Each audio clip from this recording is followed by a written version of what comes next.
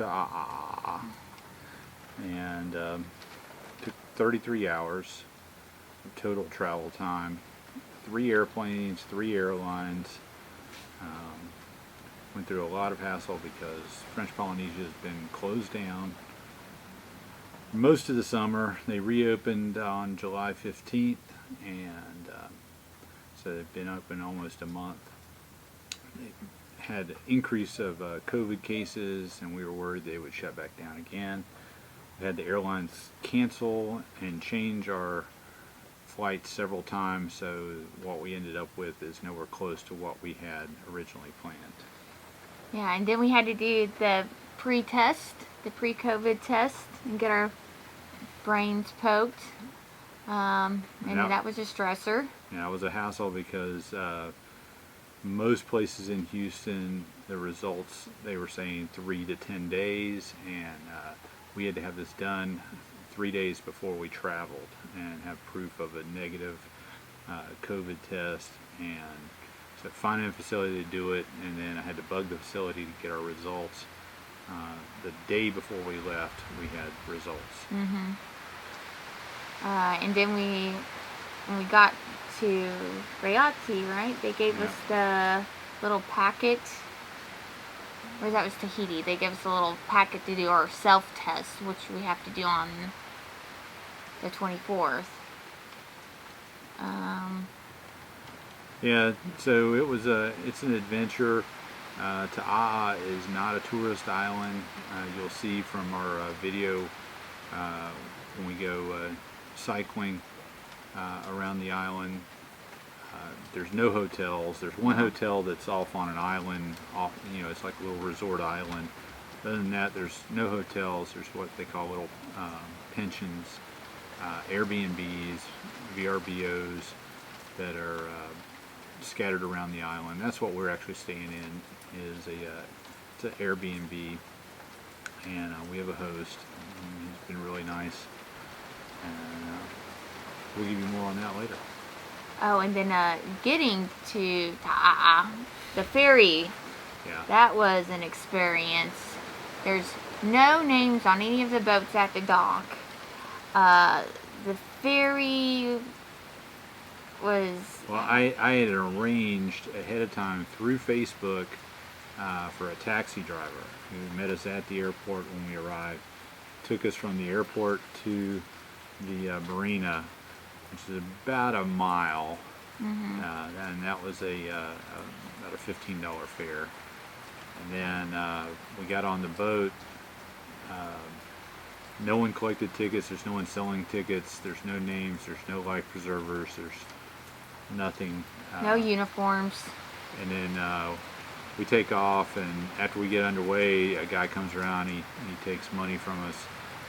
He had a fanny pack on. I guess that made him official. Yeah. And then we it made multiple stops, and our host had told us to get off at the stop in Tivo, and we kept going, get off here, and they kept waving us off. Yeah, I kept on getting up. They kept on telling me to sit down. And of course, we don't speak French, and they didn't speak English, so. And then none of the docks we ended up are getting labeled. We ended up getting off at the last stop, which I knew where that was from the pictures, and fortunately our host was waiting for us there. Yeah. So it all worked out. It worked out in the end. All right, so we got a free bike with the B&B that we stayed at, and as you can see, better update your tetanus shot before you come. You get no brakes, there's no cable. This derailleur is frozen, stuck in that gear. Back brakes, they don't work at all. So you got the front brakes, that's it. And the front derailleur works. So essentially it is a 3-speed bike. But it's free. So we ended up renting these nice e-bikes.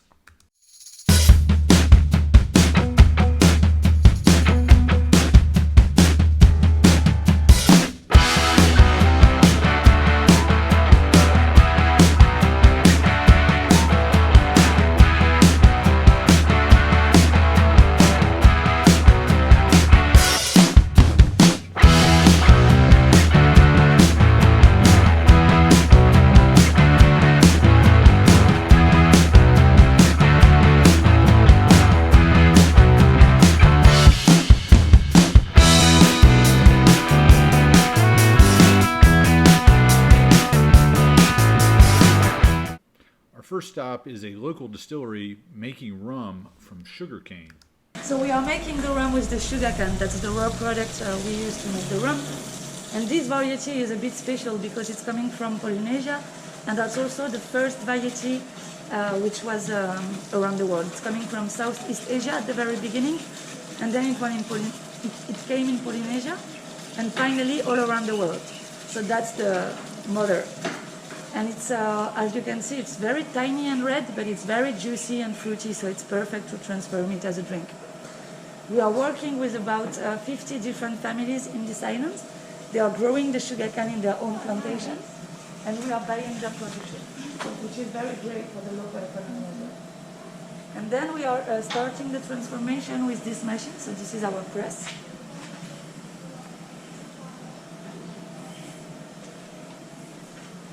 So that's where we put the sugarcane. And there is two rolls inside. When they are turning, they are crushing the cane at the same time. So here we'll have the extraction of the pure sugarcane juice. And at the back of the machine, we are collecting that residue. It's called the bagasse. It's the crushed cane with no juice anymore inside. We will reuse it, so we will put it in our fields to fertilize the ground as a mulch. Okay. And the juice is directly going in those big containers. That's where we do the fermentation. Basically, the fermentation is when the sugar is becoming alcohol. And here we need about 1 week for the fermentation to be done. When it's done, we have approximately 8% of alcohol which is created inside. And we're gonna split our production of fermented juice, which we call it vezu, on two sides. A big part will go by boat to Moria for Manutea, so the other rum maker, and we are keeping a small part for us to make our own rum. So for the tea rum, the Pari-Pari's rum, we are making everything. Between the plantation to the bottle, everything is made here by us. That's why we have a very tiny production, but a very high quality at the end. So for us, the next step is the still, and we're going to go inside to see how it works. So this machine is our still. It's a bit special because it was designed by the owner of the factory, and it was made for the distillery. I'll save you guys the rest of the lecture on distilling the rum. It's like distilling any other liquor. The key ingredient here, though, is sugar cane.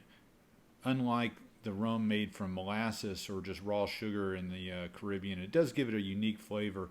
We really enjoyed this as a local product. We ended up bringing some home with us, as well as drinking several bottles while we were staying there on Taha'a.